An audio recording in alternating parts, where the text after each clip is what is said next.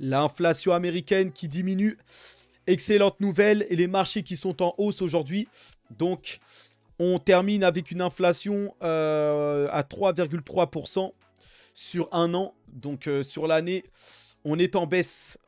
Donc, c'est magnifique. Et là, quand vous voyez, hein, c'est sur la deuxième ligne. Voilà, c'est en dessous de ce qu'attendait le consensus, 3,4%. Donc, on est 0,1% en dessous.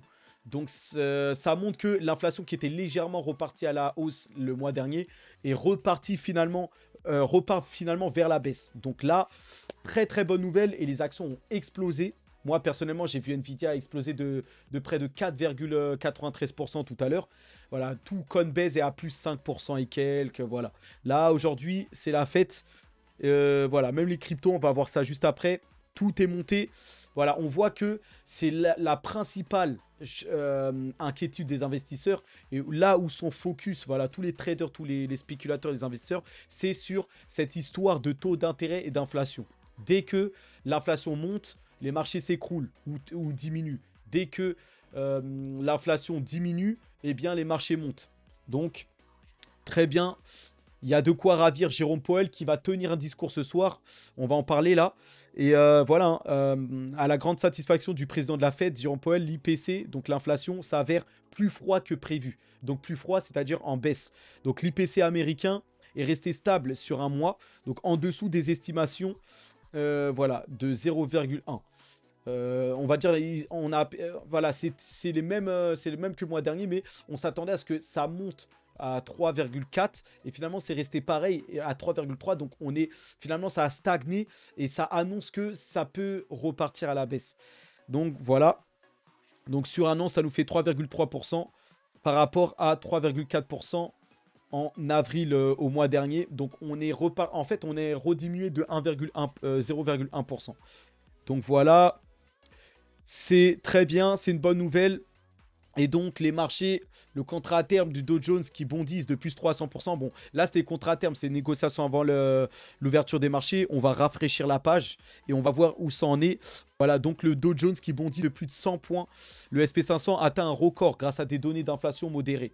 Donc voilà, et la décision de la Fed qui se profile ce soir. Donc, ce soir, je serai en direct pour le discours de Powell.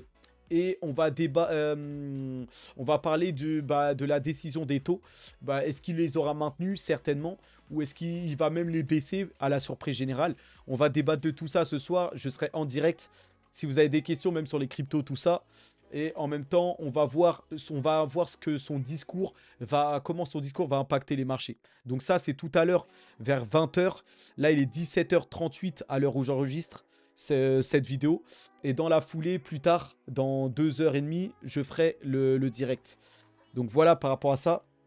Et donc voilà un pôle crypto formation qui met en avant, pendant qu'ils essayent de vous faire peur, le marché des actions, le SP500 fait encore un nouveau sommet historique. Donc voilà, hein, pendant qu'il y a de la volatilité, des annonces de crash, des dettes records, des choses comme ça, eh bien la bourse, comme d'habitude, continue voilà, à battre des records et des records et des records. Donc, c'est le meilleur endroit quasiment pour l'investissement. Bon, la crypto, c'est plus sauvage, mais il y a plus de croissance à se faire.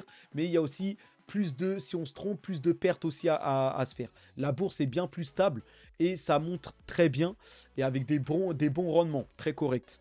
Donc, parfait. À noter, Apple, qui a explosé de plus 7% hier, vient de dépasser à nouveau Microsoft. Et Apple redevient la capitalisation, la plus grosse capitalisation en termes de valorisation, et devant Microsoft. Et Nvidia qui est juste derrière, à 3 trilliards également, donc qui a dépassé 3 trilliards. Donc 3000 milliards, ça veut dire. Donc c'est énorme. Et bon, on sait, Nvidia va certainement dépasser Microsoft et Apple, hein. Apple, c'est suite au rattrapage qu'ils ont fait dans l'intelligence artificielle. Il y a eu des bonnes annonces, très correctes. Ça va dans le sens où on sent qu'ils ont une vision et on sent que ça va beaucoup améliorer, beaucoup aider les gens. Donc voilà, cette annonce a été bien prise par les investisseurs. Mais vu que Apple, les ventes sont plutôt moyennes et des choses comme ça, l'action dans un second temps va vite se tasser. Microsoft, ça a monté tranquillement aussi. Donc, je pense que Microsoft redépassera Apple juste après, plus tard. Mais par contre, Nvidia, bah, Nvidia, voilà, hein, c'est que le début. Ils sont en rupture de stock, hein, limite, par rapport à leur... Voilà, ils ont du mal à suivre la cadence des productions de leur GPU, là, pour l'intelligence artificielle. Et ils ont déjà préparé la prochaine génération Blackwell, qui va succéder à cette génération-là, Hopper, qui a fait le succès d'Nvidia. Donc, il y a déjà la génération de 2025 Blackwell, et ils ont déjà annoncé la génération Rubin en 2026. Et tout ça, bah voilà, pour pousser l'intelligence artificielle plus loin, il va y avoir des grosses demandes, des grosses commandes. Et ça va pousser Nvidia à peut-être 4 trilliards ou voire 5 trilliards. Donc Nvidia, c'est pour moi là où il faut être. C'est l'action qu'il faut acheter parmi les 5 là, que vous voyez ici. Donc voilà. On continue. Alors là, on a eu l'annonce à 14h30 de l'inflation. Et donc ce qui nous attend ici, c'est la décision de la Fed sur les taux. On va voir qu'est-ce que Powell va décider pour les taux. Est-ce qu'il va baisser, augmenter ou maintenir ses taux ce soir à 20h. Et à 20h30, c'est là où je vais passer en direct. Un peu peut-être juste avant, vers 20h, 20h25. Je vais passer en direct pour la conférence de presse où Powell va tenir un discours et répondre à des questions. Et on sera en direct en même temps pour répondre aux questions et en même temps bah, voir si voilà, comment il va impacter les marchés. Mais là, au vu des annonces, enfin au vu, ça a l'air de sentir bon, au vu des chiffres de l'inflation d'aujourd'hui. Voilà, après, comme d'habitude, il va dire qu'il aura besoin de plus de preuves, ça on le sait, tout ça. Mais au moins, je pense qu'il aura un discours bien moins agressif grâce aux résultats, aux annonces, enfin aux chiffres de l'inflation d'aujourd'hui qui ont baissé. Donc c'est au moins on peut se rassurer par rapport à ce soir. Donc voilà. Dans le reste des actualités américaines, Starlink qui est désormais disponible dans 100 pays. Donc Starlink c'est pour avoir une connexion internet partout, même dans le désert, voilà, sous la glace ou où vous voulez. C'est le projet d'Elon Musk qui est voilà, satellite qui vous fournit de l'internet très cher, hein. Enfin c'est peut-être 50 € par mois ou 60, je sais plus, mais en tout cas voilà, Elon Musk, voilà, dans la foulée là de nous préparer son propre monde à lui, même voilà, dans enfin que ça soit dans les airs là, satellite avec Starlink et SpaceX, enfin la connexion internet pour les humains et SpaceX pour envoyer les humains dans les autres mondes. En bas, avec ces Tesla, ces robots Optimus qui arrivent, avec les Tesla, avec tous les robots taxis, hein. Tout ça, voilà, bientôt peut-être même des smartphones, voilà, et tous les modèles de véhicules électriques. Enfin voilà, il est vraiment en train de nous préparer un monde à lui, sans compter les autres projets qu'il a là. Donc c'est voilà, Elon Musk, plus grand entrepreneur que je connaisse. Et pour moi, c'est le meilleur. Donc voilà. Les États-Unis, alors qui envisageraient de nouvelles limites à l'accès de la Chine à la technologie des puces IA. Donc voilà, les États-Unis qui ont bradé hein, ou ont limité Nvidia, AMD pour pas que la Chine les rattrape en termes d'IA et de technologie. Ben voilà, ils se préparent à de nouvelles limitations pour la Chine. Ça change pas. Il y a une guerre hein, au niveau des puces de semi-conducteurs. C'est là l'Eldorado. Hein. C'est le nouveau pétrole, on va dire. Les semi-conducteurs pour l'IA, là, les puces, c'est vraiment... voilà, c'est pour ça que mon plus grand investissement aujourd'hui, bon, c'est plutôt Nvidia avec les GPU qui vont entraîner les modèles. Mais bientôt, ce sera ARM. ARM, les semi-conducteurs, on y vient là. ARM, ça va être mon plus gros investissement dans la suite. Puisque c'est les semi-conducteurs qui vont diriger la technologie future. Et ARM est le pionnier dans ce domaine-là. Donc voilà. Et là, vous voyez, même les Européens, l'entreprise allemande de puces de nouvelle génération obtient un financement de 274 millions de dollars, alors que l'Europe accélère ses efforts dans le domaine des semi-conducteurs. Donc voilà, même l'Europe se tourne vers ça et essaye de rattraper la Chine et surtout les États-Unis.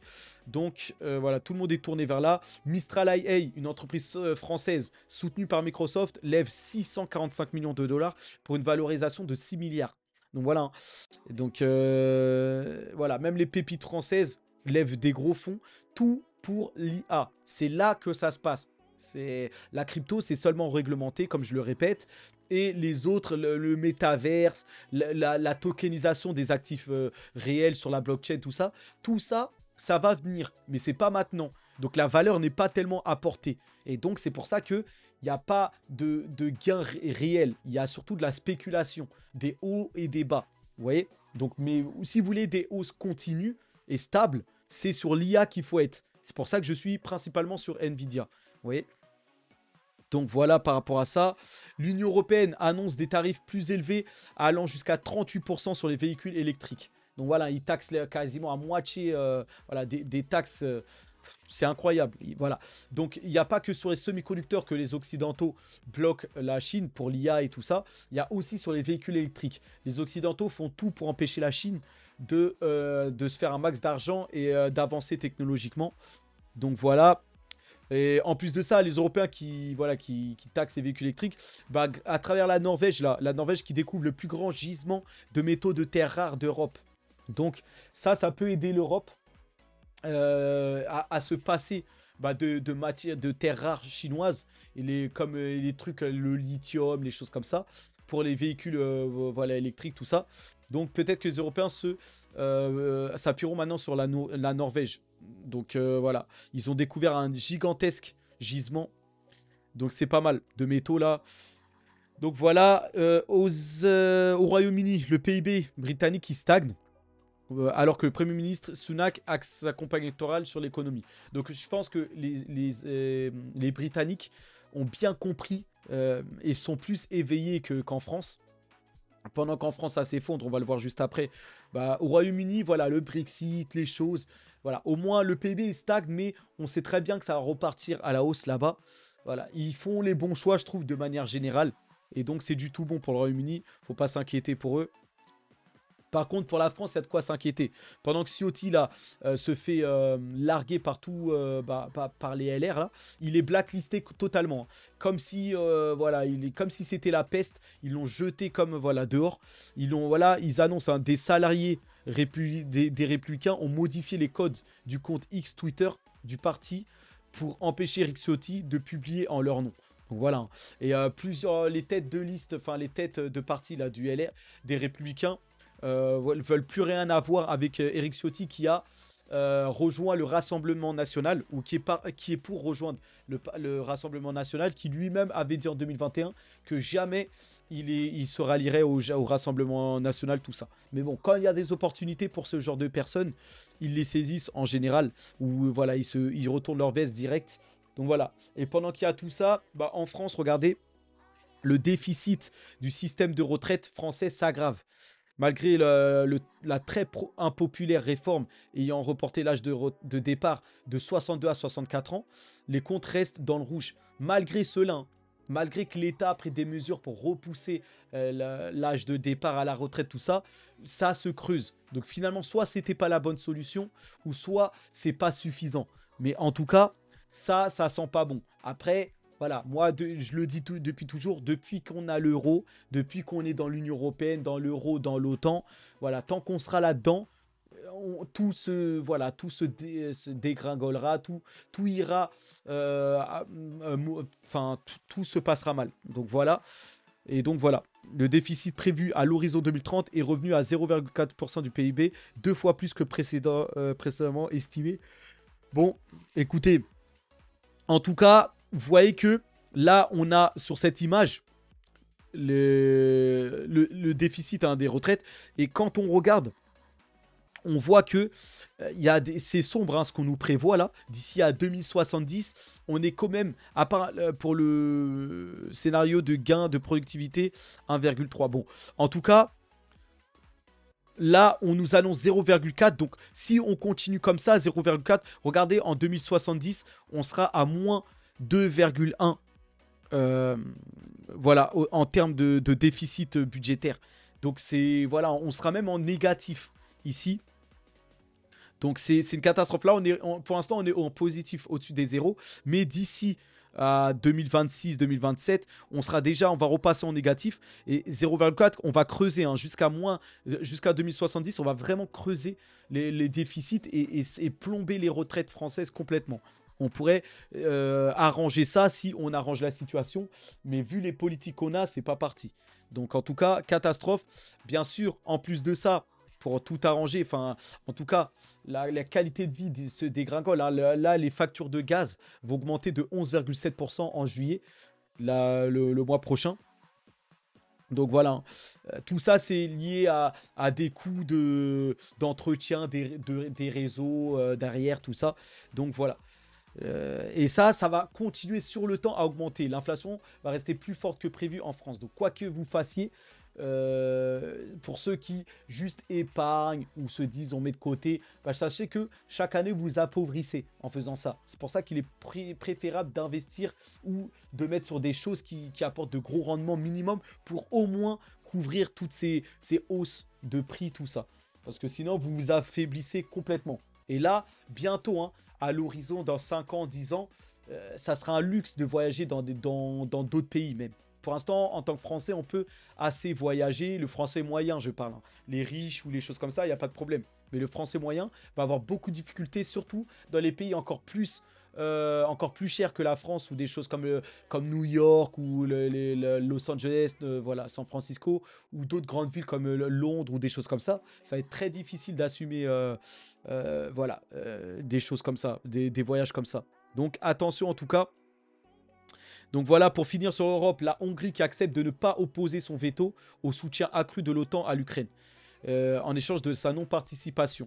Donc la Hongrie ne va pas opposer son veto, va pas dire non à l'aide à l'Ukraine et tout ça, l'aide d'armes, d'envoi d'armes, mais eux, ils ne participent pas à ça.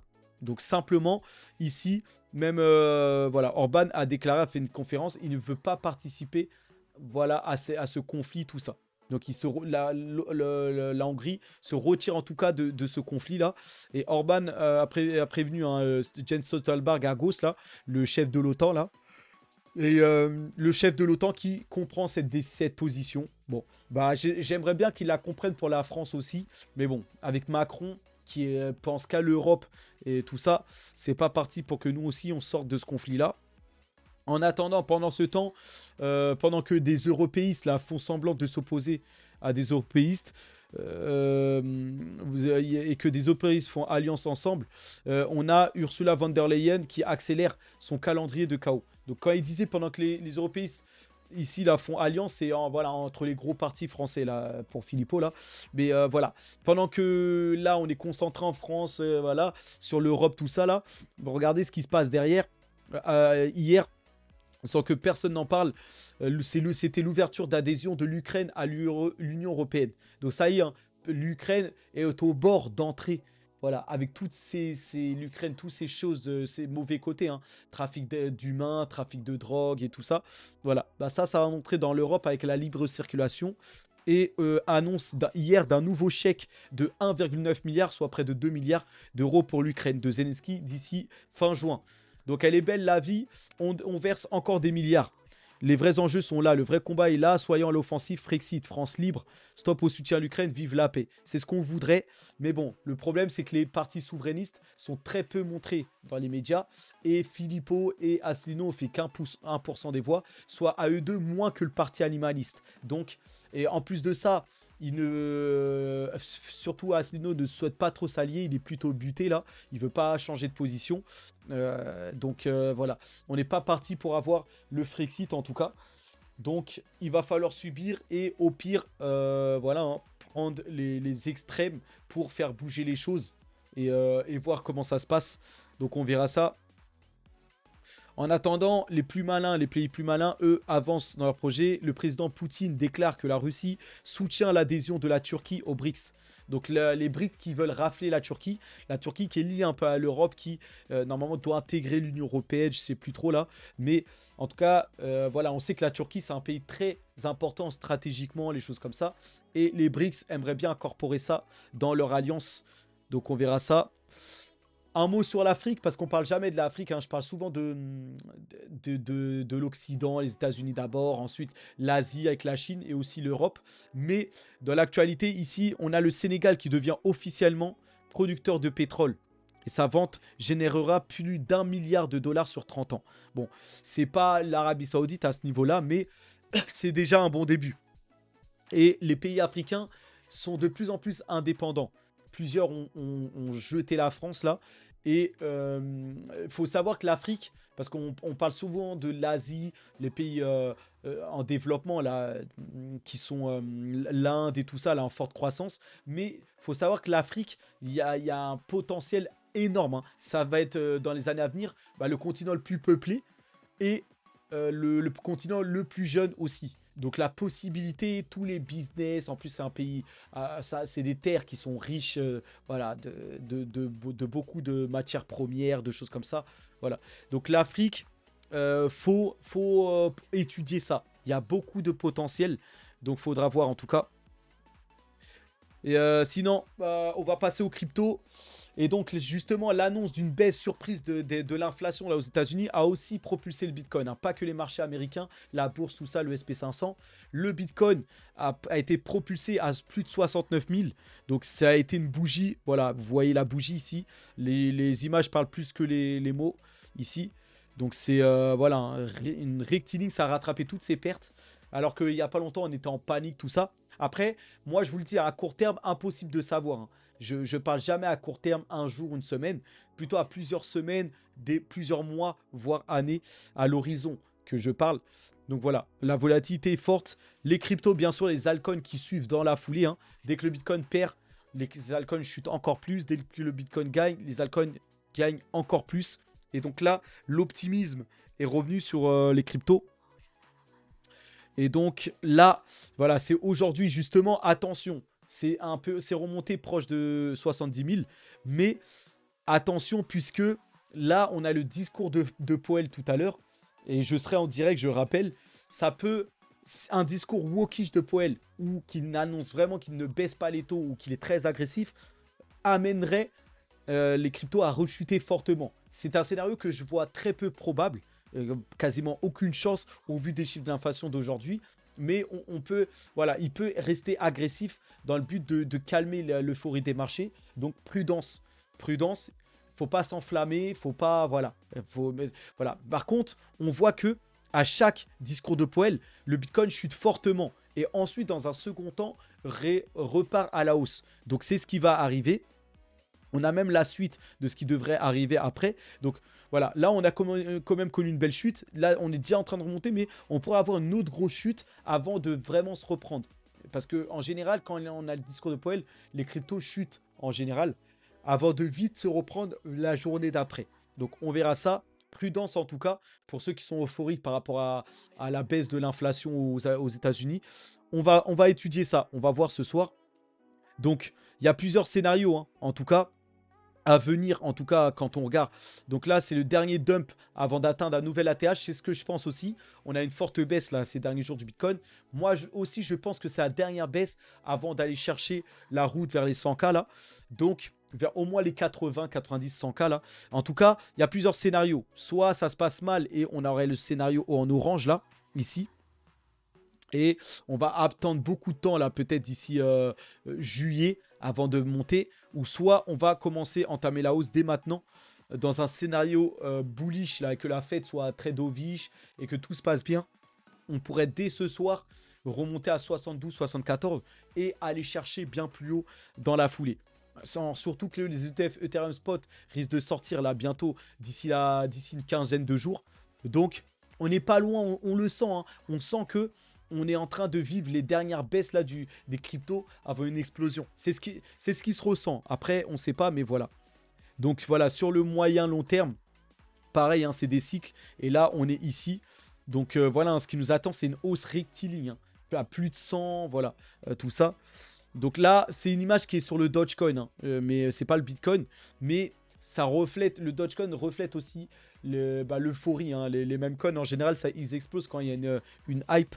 Et donc le Dogecoin, on n'est pas loin d'une explosion, ce qui montre que les altcoins et même le Bitcoin vont peut-être suivre ici. Donc en tout cas, nous voulons, là c'est une déclaration de Trump, nous voulons que tous les Bitcoins restants soient fabriqués aux USA. Quand il dit fabriquer, c'est miner, créer. Parce qu'il faut on crée des bitcoins encore. C'est possible de les miner. Miner pas à la mine, voilà, on extrait à la mine, voilà. C'est le minage en faisant tourner des GPU pour la puissance de calcul. Donc, En tout cas, Trump veut s'accaparer le marché du minage, du hash rate, des choses comme ça. C'est ce qu'a déclaré Trump, hein. Trump qui précise que le mining de Bitcoin pourrait être le dernier rempart contre une CBDC et permettre une domination du marché de l'énergie. Ça devient intéressant. Donc voilà, hein, Trump a très bien compris la crypto. Et il a compris maintenant la puissance de Bitcoin et ce que ça pourrait apporter. Et il a compris que même les CBDC, ce serait un moyen de contrôle. Parce que Trump, il a bien compris, hein. Avant, il était très tout pour l'Amérique, CBDC, monnaie numérique, c'est les États-Unis, le dollar, le dollar. Mais lui-même, il est victime du système. Il a vu que le système contrôle les gens ou manipule les gens à travers les médias et des choses comme ça. Et il a compris que bah, finalement, il ne faudrait pas donner tout le pouvoir au système. Et voilà, la puissance aussi du dollar qui ferait qu'il serait plus puissant et il serait contre lui et contre ses futurs candidats républicains. Donc il a vu qu'il y a le camp du mal, voilà, avec les démocrates, les choses comme ça. En tout cas, c'est comme ça que moi, j'ai envie de l'interpréter. Et en fait, il a compris que, et de toute façon, il le sait, hein, Trump, il a déjà 70 ans ou plus passé, il n'est pas éternel, hein, mais il veut laisser une trace de liberté, d'une meilleure situation économique pour le monde. Et il sait que, voilà, c'est pas le méchant dollar, le futur, mais plutôt le Bitcoin qui pourrait apporter la liberté économique ou, voilà, ou un monde meilleur. Et là, il est plus maintenant parti dans cette option-là voilà, d'être dans le camp du Bitcoin, dans le camp un peu du bien ou de la liberté économique, plutôt que les méchants dollars et les CBDC, les gens qui veulent nous contrôler, tout ça. Donc c'est comme ça que j'ai envie de l'interpréter quand je l'observe, on va dire. Et donc voilà, il a dit, nous voulons que tout soit fabriqué aux États-Unis. Le mining de Bitcoin pourrait être notre dernière ligne de défense contre les CBDC. Et donc il rajoute, la haine de Biden pour le Bitcoin ne fait qu'aider la Chine, la Russie et la gauche communiste radicale. Vous voyez? Donc voilà, hein, ça, on a bien compris que c'est aussi pour les États-Unis, hein, qui fait ça, et pour empêcher que la Russie, la Chine s'accaparent ce marché et s'approprient le Bitcoin, tout ça. Donc voilà, hein, on verra ce qui va se passer. Pendant ce temps-là, lui, Joe Biden, qui est paralysé, on a l'impression qu'on ne sait même pas il est où. Enfin, regardez-le. Donc bon, voilà, on a l'impression il est figé, il est perdu un peu. Regardez, il regarde comme ça. C'est hallucinant. Pendant que tout le monde danse, lui, il est statique, en fait. Vous voyez qu'en fait, il est plus là. C'est limite un légume. Enfin, voilà. Regarde, ça fait presque peur, hein, limite. Donc, c'est comme une personne âgée à côté de gens jeunes, voilà, à côté. Bon, écoutez, en tout cas, ils ont apparemment pas mieux que Joe Biden pour lui succéder. Donc voilà, dans le reste des cryptos, on a MetaMask, le plus gros portefeuille, hein. Vous le savez, les portefeuilles, c'est les extensions, là, navigateurs sur Internet qui vous permettent d'accéder à la blockchain. À travers ça, vous pouvez aller sur la DeFi et tout ça et acheter, vendre des cryptos, des choses comme ça. Donc, MetaMask est plutôt lié à la blockchain Ethereum, hein, pour le rappeler, mais maintenant, ils seront bientôt liés à la blockchain Bitcoin. Et les spéculations disent même peut-être plus tard sur Solana, tout ça. Donc voilà, et là, ils ont ajouté une fonctionnalité qui vise à élargir l'accès au stacking. Parce que stacking, c'est très important aussi. Stacking qui permet de bloquer vos cryptos en échange de rémunération. Le fait que vous bloquez vos cryptos, vous participez à la sécurité de la blockchain en question. C'est-à-dire que si vous bloquez vos ETH, vous allez participer à la sécurité du réseau ETH. Vous allez bloquer vos cryptos qui ont une valeur qui va permettre, entre guillemets, de rémunérer les validateurs qui vont sécuriser le réseau d'Ethereum. Pareil avec vos sols pour la blockchain Solana. Si vous voulez sécuriser le réseau Solana, vous pouvez stacker vos sols. Vous voyez ? Donc voilà, et là, MetaMask va proposer ça avec le Pooled Stacking. Les utilisateurs de MetaMask disposent désormais d'un moyen simple de stacker de l'ETH dans des validateurs de niveau entreprise, tout en gardant le contrôle total de leur ETH. Donc voilà, pour l'instant, c'est seulement avec Ethereum, enfin à travers Ethereum en tout cas, pour stacker de l'ETH. C'est une bonne avancée. Comme je l'ai dit souvent, je pense que l'adoption massive viendra par les portefeuilles. Coinbase vient de sortir un nouveau Smart Wallet. Sur Solana, on a Fuse Wallet, très moderne aussi. Je pense que ces acteurs-là ont bien compris que l'adoption viendra par les portefeuilles wallet, qui plus est à travers l'expérience mobile. Donc, ça va être la prochaine guerre pour accéder et pour amener l'adoption petit à petit pour utiliser le Web3, la blockchain, tout ça. Donc, c'est pour ça que MetaMask s'élargit en tout cas. Donc voilà, ici on a un exchange OKX, un exchange à la base chinois qui confirme que des comptes d'utilisateurs ont été vidés via un vol d'identité. Donc il y a toujours des hacks à travers les exchanges. Un exchange c'est type comme Coinbase ou Binance, c'est une plateforme avec une entreprise, hein, c'est une entreprise même, avec des gens qui travaillent derrière, centralisés donc, et avec des gens qui vont permettre d'échanger, d'acheter, de revendre des cryptos, même de trader, tout ça. Et OKX, c'est comme Binance. C'est à peu près le même style que Binance, bien plus petit bien sûr, mais voilà, victime de hack. Donc en parlant d'exchange, on a KuCoin, qui est un plus petit exchange encore, mais bien, qui est très réputé aussi, qui s'associe à Layer.ia. Donc Layer.ia, c'est une blockchain de Layer 2, donc couche 2 sur Ethereum, avec voilà, un concurrent de beaucoup de Layer 2, type Polygon, Optimism, Arbitrum, voilà, ZK Sync, Scroll. Vous avez une armée de Layer 2, même Base, la blockchain Layer 2 de Coinbase. Voilà, vous avez au moins une bonne dizaine de L2. C'est des réseaux de seconde couche qui visent à rendre la blockchain Ethereum plus rapide. Et là, Layer.ia, c'est une L2 très orientée IA. Donc c'est voilà, eux ils font le pari de l'intelligence artificielle, tout ça, avec une grosse scalabilité. Et là, ils s'allient à KuCoin, l'exchange. Donc il semblerait que voilà, ils annoncent un partenariat ou quelque chose comme ça, voilà, pour intégrer en fait comme une sorte de browser Web3, donc un portefeuille pour accéder à l'écosystème Layer 2, au réseau Layer 2. Donc voilà, c'est une collaboration et KuCoin va permettre d'ouvrir la porte à cette blockchain de niveau 2 sur Ethereum, Layer.ia. Très axé, je le rappelle, sur l'IA, Layer.ia, mais est-ce que c'est un réseau de qualité? Ça, je ne le sais pas trop. Donc il faudra voir par la suite.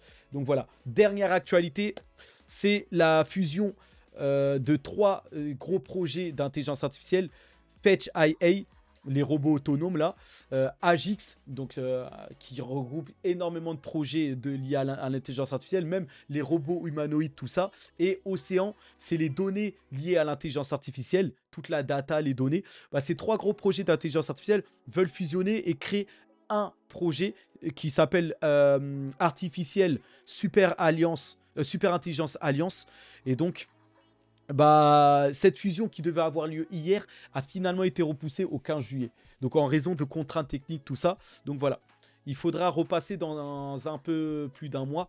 Bon, on est le 12 juin, ça sera le 15 juillet. Bon, un peu plus d'un mois là pour voir cette fusion que tout le monde attend. Et tout le monde, je pense, va se jeter sur la crypto, donc ASI, le token, la crypto ASI de Artificiel Super Intelligence Alliance. Donc voilà, en tout cas, pour cette vidéo. On reste sur ça et on se retrouve pour d'autres actualités. Je serai en direct ce soir, je le rappelle. Et pour le discours de Powell, venez nombreux pour tout simplement poser des questions sur la crypto ou d'autres choses. Donc on se retrouve tout à l'heure en tout cas. Force à nous, hein. Bon après-midi et bonne soirée. Allez, à plus.